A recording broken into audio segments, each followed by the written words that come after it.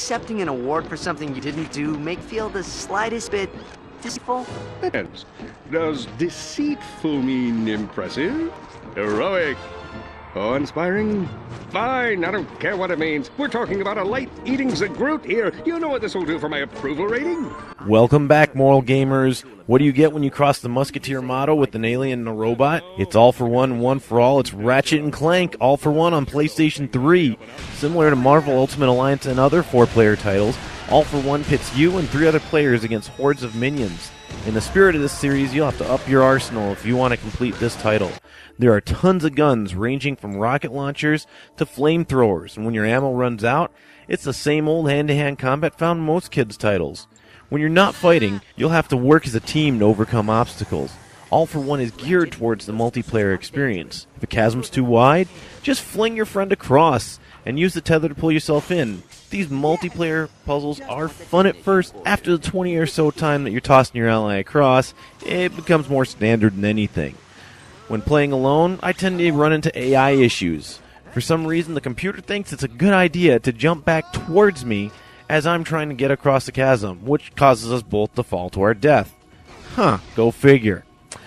For this reason, the game supports both online and offline multiplayer. Offline is great for the family. Just get the kids together, or a couple of friends, and tough it out as a team. If you only have one controller, or nobody else is around that wants to play with you, online offers a great option of getting some more people from around the world to play with you. The question is what type of players you'll be paired with. I've had times where players just leave right as the level's over. They seem to get frustrated and just gone for no reason. It's recommended that you have a microphone or some form of audio communication because with NetSpeak, it works a whole lot better to be able to communicate what's going on rather than just hitting your L2 trigger and saying, hey, I'm over here. What amazed me about this game is the environments. Now, it's not often you see detailed surroundings such as this one.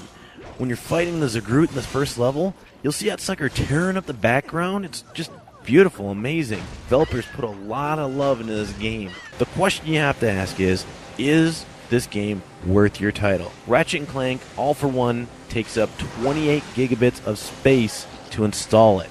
And the reason this breaks down is it's 14 gigabits just to get the game onto your hard drive.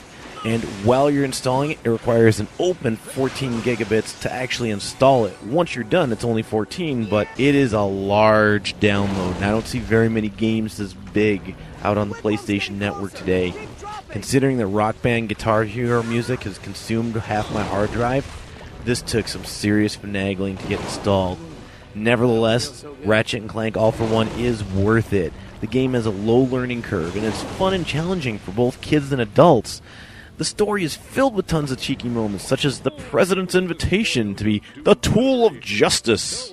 Yeah, go figure that one.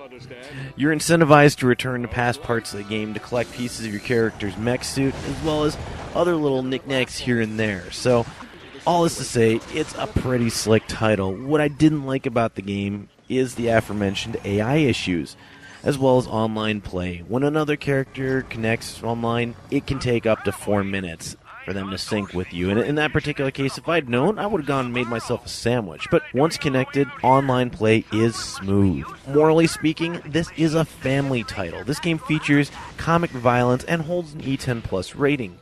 That to say that it's been deemed as a very tame title, nothing here that would really warp your kids. If you have issues with the usage of guns, you may want your youngsters to skip this title. Other than that, I enjoy playing this one with my kids. I think it's actually a great game, phenomenal game for the family.